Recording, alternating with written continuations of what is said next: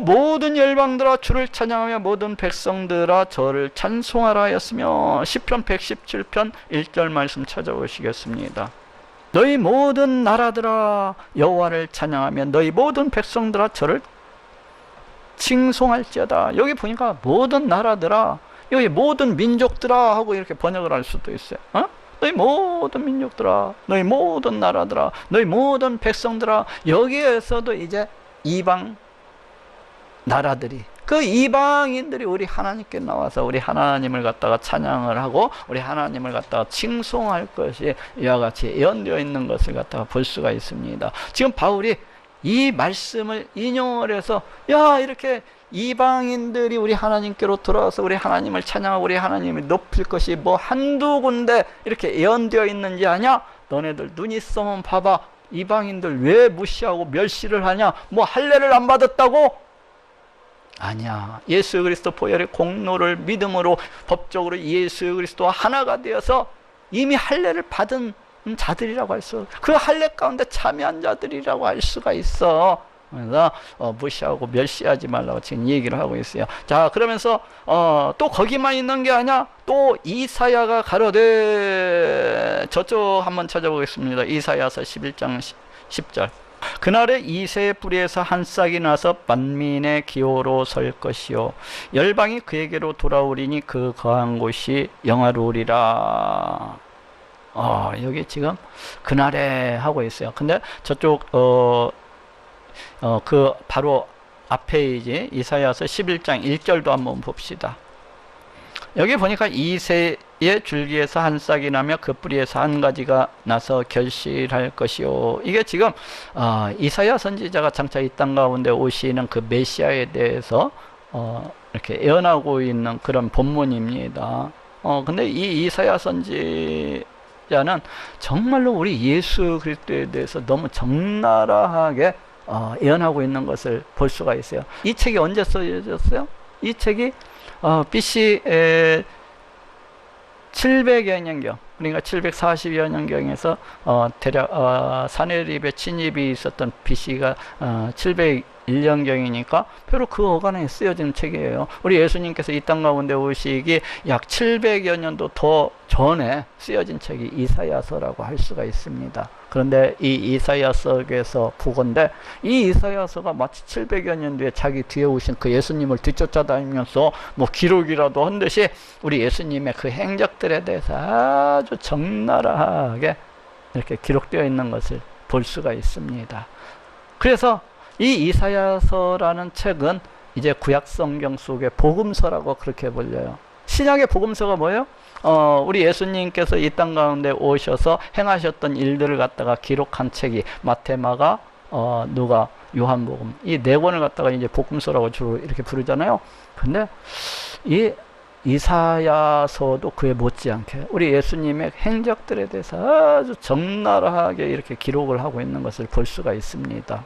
뭐 한두 본문을 통해서 이렇게 말씀을 하고 있는 것이 아니라 그냥 이사야서 1장부터 이사야서 66장까지 그냥 온통 예수 그리스도에 대한 복음으로 넘쳐나고 또 넘쳐나는 것을 볼 수가 있어요. 정말로 너무나도 놀라운 복음의 말씀들로 넘쳐나는 것을 볼 수가 있습니다. 그래서 이 이사야서를 읽다 보면은 우리 하나님의 그 놀라우심과 광대하심과 그 우리 하나님의 너무나도 지혜로우심과 그 권능들에 대해서 감탄을 하고 탐복을 하면서 우리 하나님을 찬양하고 높이게 되는 것입니다. 눈물 콧물을 울면서 오 하나님은 너무나도 끝내주시는 분이십니다. 우리 하나님은 너무나도 멋있는 멋쟁이시군요. 야, 우리 하나님 정말로 대단하신 분이십니다. 그냥 감탄이 저절로 튀어나오게 돼 있어요. 하나님께서 나를 구원하시기 위해서 이토록 놀랍도록 일해 오셨군요 하면서 탐복을 하게 되는 책이 바로 이 이사야서라고 할 수가 있어요. 자, 지금 이 이사야서 11장 1절에 뭐라고 말씀하고 있어요? 이새의 줄기에서 한 싹이 나며, 여기 이새의 줄기는 이새가 누군가 하면 다윗의 아버지입니다. 그 다윗의 아버지인데 그 줄기에서 한 싹이 난다고 했잖아요. 이새의 그 후손으로서 오시는 그 메시아를 갖다가 지금 얘기를 하고 있어요. 그 뿌리에서 한 가지가 나서 결실할 것이요. 이새의 뿌리에서 한 가지가 나온다는 얘기는 근데 그 메시아가 누구시라는 거예요? 이새의 뿌리니까 그건 하나님이시죠. 예? 하나님이 이새를 갖다가 있게 하신 분이, 이새를 만드신 분이니까. 이와 같이 이 땅 가운데 오시는 이 메시아가 이새의 그 후손, 이새의 아들이 누구예요? 다윗이요. 다윗. 그게 다윗의 후손으로서 이렇게 오실 것을 갖다가 이렇게 예언을 하고 있는 것을 볼 수가 있습니다. 그런데 이제 여기 10절에 보니까 그날에, 이게 뭐예요? 하나님께서 작정하시는 때, 곧 메시아 시대를 갖다가 가리키는 말이에요. 이새의 뿌리에서 한 싹이 나서, 그렇죠? 이새의 뿌리로부터 한 싹이 나서 만민의 기호로 설 것이요. 여기에서 기호라고 하는 것은 그 옛날 이제 그 전쟁이 난다거나 국가에 큰 무슨 일이 있을 때에 보통 전쟁이 나면 막 적군이 막 그 나라를 멸망시키기 위해서 막 칼과 막 군대를 동원해서 쳐들어오지 않습니까? 그러면은 여쪽 침략을 당하는 나라에서는 어떻게 합니까? 그 어떤 깃발을 높은 산 위에다가 이렇게 세웁니다. 그러면은 백성들이 그 깃발을 보면서 전쟁이 터졌구나. 병력을 갖다가 모집하는, 예? 징병의 그 깃발을 갖다가 띄우게 되는 거예요. 산 높은 곳에. 그래야 그 백성들을 갖다가 모으지 않습니까? 그래서 만민의 기호로 설 것이요, 만민의 깃발로 서실 것이라는 거. 누가? 이 땅 가운데 오시는 메시아를 우리 하나님께서 만민의 깃발로 이렇게 세우시는, 즉 누구를 불러 모으기 위해서, 이 만민을 갖다가 불러 모으시기 위해서 우리 하나님께서 영원전에 택하신 그 백성들을 갖다 불러 모으시기 위해서 우리 예수님을 깃발처럼 그와 같이 세우실 것을 갖다가 말씀을 하고 있어요. 그 한 싹을 갖다가. 그래서 열방이 그에게로 돌아오리니, 이 열방이, 모든 민족들이, 예? 이 모든 나라들이 이제 누구에게로? 우리 예수님께로, 그 메시아에게로 돌아오리니, 또 우리 하나님에게로 돌아오리니, 그 거한 곳이 영화오리라. 그 거한 곳이라고 하는 것은 뭐 안식처라는 그런 뜻을 갖고 있거든요. 그 안식처가 영화로우리라, 또는 그 메시아가 주시는 그 안식이 영화로우리라, 그 말이에요. 그 메시아가 지금 하나님 나라를 갖다가 우리에게 주시잖아요. 에? 그 메시아가 이 땅 가운데 오셔서 우리에게 안식처, 그 하나님 나라, 또는 우리에게 안식을 주시는 분이냐, 그것이 대단히 영화로울 것을 갖다가 말씀을 하고 있습니다. 이야, 예? 그 밑에 11절도 한번 읽어봅시다. 그날에 주께서 다시 손을 펴사, 그날이 언제? 바로 메시아 시대, 우리 하나님께서 구원을 베푸신 그 메시아 시대에 주께서, 우리 하나님께서 다시 손을 펴사 그 능력을 갖다가 베푸신다는 거예요. 그 남은 백성을 아수르와 애국과 바벨론을, 남은 백성, 여기서 이제 남은 자 사상이 이렇게 나오고 있는 것을 볼 수가 있어요. 노아 시대 때는 누가 남은 자입니까? 바로 노아와 그 여덟 명의 가족들이 남은 자라고 할 수가 있어요. 그 부패하고 타락한 세상 가운데서도 우리 하나님께서 은혜를 베풀어 주심으로 인해서 우리 하나님을 떠나지 않냐고 오직 우리 하나님만을 섬기면서 찬양하면서 높이면서 살아갔던 그 노아의 그 8가족이 그 시대의 남은 자라고 할 수가 있어요. 또 아브라함 시대는 누가 남은 자예요? 바로 아브라함. 그리고 아브라함에게 속한 그 가족들이 바로 남은 자라고 할 수가 있어요. 그 부패하고 퇴락한 시대 속에서 그 하나님을 무시하고 멸시하는 그 시대 가운데에서도 오로지 우리 하나님만을 내 하나님으로서 삼고, 여호와 하나님만을 내 하나님으로서 삼고 그 백성이 되어서 그 자녀로서 이렇게 살아갔었던 바로 그 아브라함과 그 아브라함에게 속한 자들이 바로 남은 자들이었다고 할 수가 있어요. 또 아합 시대에는 누가 남은 자였습니까? 우리 하나님께서 은혜를 베풀어 주심으로써 그 우상들에게 무릎을 꿇지 않은 그 7,000명의 그 남은 자들을 갖다가 볼 수가 있습니다. 이처럼 이 메시아 시대 때에도 그 남은 자들이 있으리라는 거예요. 우리 하나님께서 그 은혜를 베풀어 주심으로 해서 우리 하나님을 무시하고 우리 하나님을 멸시하는 그 세대 가운데에서 우리 하나님을 갖다가 알기를 아주 그렇게 하는 그런 세대 가운데서 그 완악하고 그 부패하고 그 타락한 세대 가운데서도 우리 하나님께서 은혜를 베풀어 주심으로 해서 우리 하나님께로 돌아오는 자들이 있으리라는 것입니다. 우리 하나님을 내 하나님으로서 쌓고 그 백성에 대해서 그 자녀가 되어서 그와 같이 살아갈 자들이 있을 것을 지금 말씀을 하고 있어요. 그 남은 백성을 아수르와 애국과 바드로스와 굿스와 엘람과 시날과 하맛과 바다 섬들에서 돌아오게 하실 것이며, 여기에서 나오는 지명들이 어디에 붙어 있는지도 모르시죠? 그렇지만 이것은 모두 다 이방 나라들을 갖다가 가리키는 그 대표적으로 쓰인 이름이라고 생각을 하면 돼요.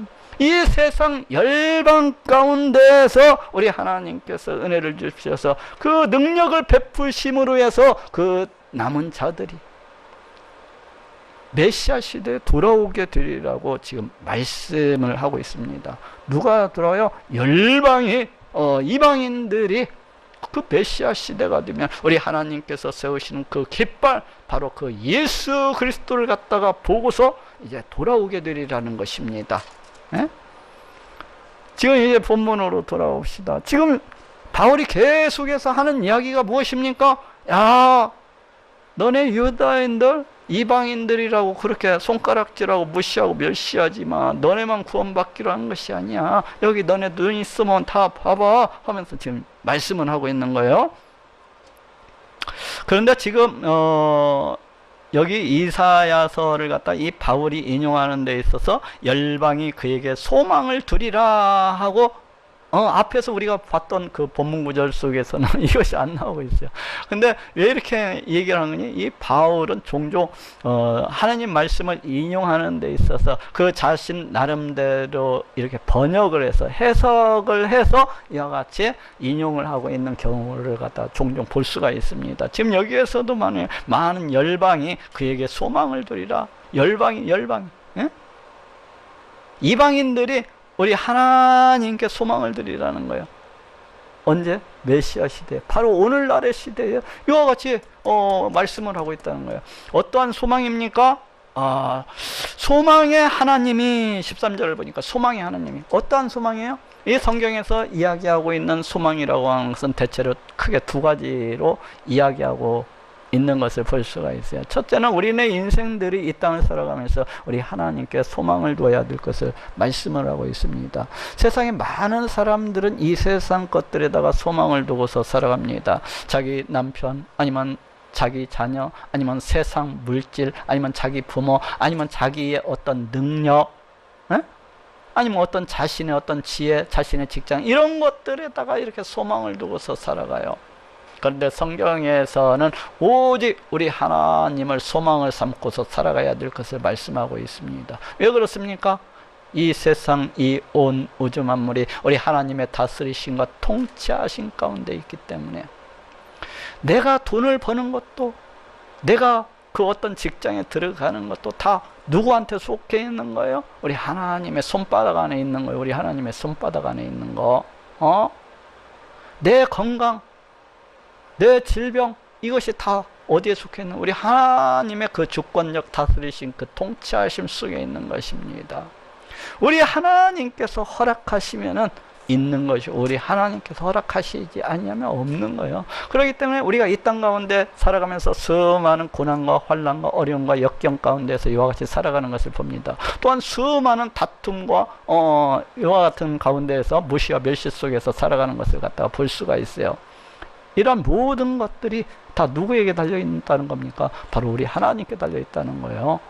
하나님의 주권적 다스리심과 그 통치하심 속에 달려있다는 것입니다. 그렇기 때문에 우리는 인생이 이 땅을 살아가면서 나에게 그 어떤 안 좋은 일이 닥친다면, 나한테 그 어떤 질병이나 그 어떤 고난이나 그 어떤 환난이 닥친다면은 그 표면적으로 나타나는 그것을 갖다가 바라볼 것이 아니라 하나님을 갖다가 바라봐야 될 것을 말씀을 하고 있습니다. 왜? 그 모든 것들이 우리 하나님의 주권적 다스리심과 통치하심 속에서 나오는 것이기 때문에. 그래서 우리의 인생은 우리 하나님만이 소망이 되신다고 얘기를 하고 있어요. 내가 어려웠을 때, 내가 힘들 때, 내가 고난할 때 누구를 의지하라는 것입니까? 바로 하나님을 의지를 하라는 것입니다. 그 하나님은 우리를 너무나도 사랑하셔서 그 하나밖에 없는 독생자 예수 그리스도 이 땅 가운데 보내주시고 십자가에 달려 피 흘려 죽게까지 하신 그러하신 분이십니다.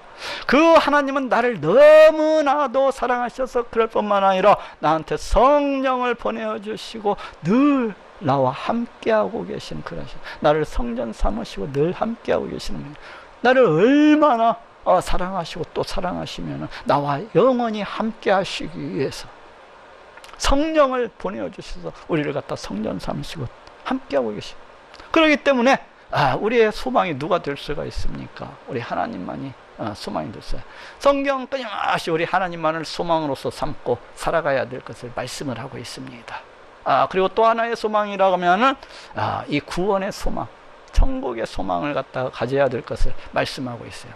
이 땅에서의 삶이 다가 아니라는 거예요. 이 땅에서의 삶이 우리 인생이 길게봐야 100년 이런 남자 이렇게 살다 가잖아요. 그렇기 때문에 이 땅에서의 삶은 순식간에 지나간다는 거예요.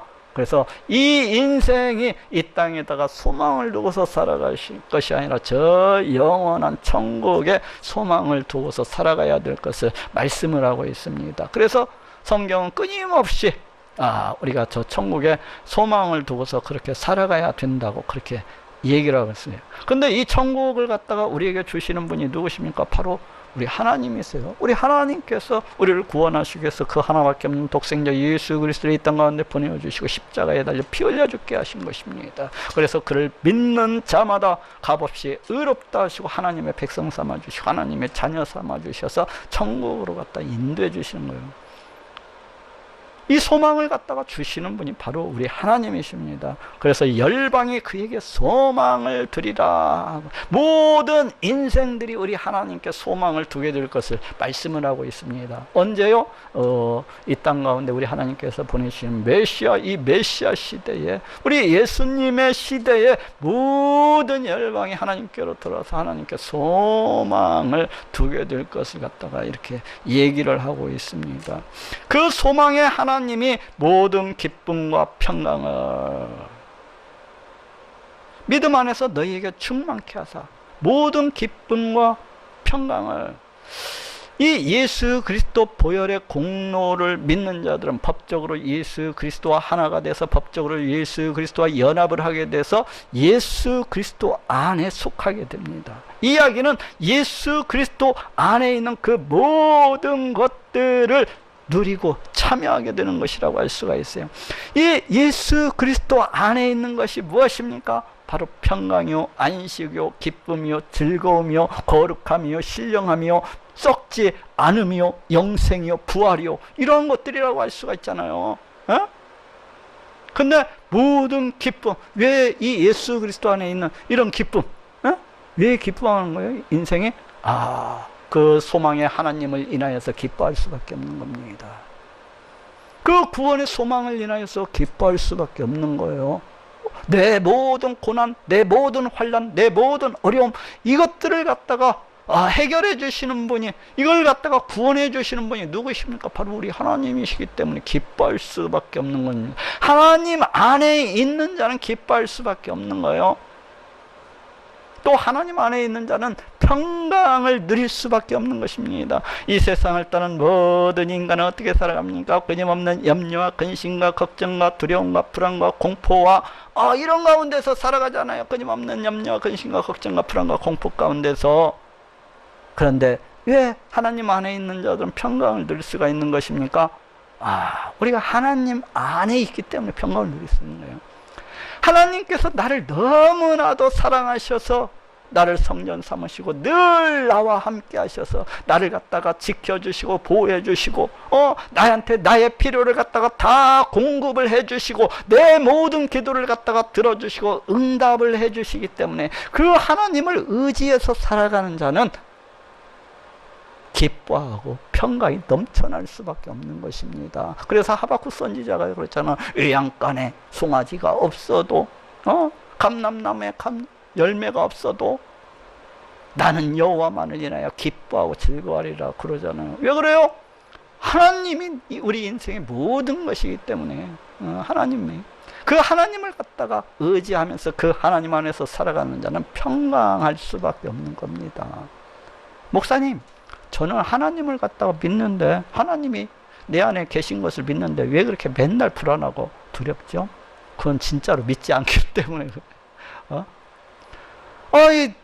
우리 하나님께서 이 세상, 이 온 우주 만물을 다 창조하시고 그 지으신 이 모든 것들을 그 뜻대로, 우리 하나님의 뜻대로, 우리 하나님의 원하심대로 다스리시고 통치하시는 그러하신 분이십니다. 그러하신 하나님이 나를 갖다가 성전 삼으시고 늘 나와 함께하고 계신데, 내가 땔감이 떨어졌다고 해서 두려워하겠습니까? 내가 그 어떤 질병에 걸렸다고 해서 두려워하겠습니까? 아니면 내가 그 어떤 환난과 고난과 근심, 그 어떤 어려움 가운데 처해 있다고 해서 내가 그로 인해서 염려하고 불안하고 두려워 떨겠습니까? 그렇지 않은 거예요.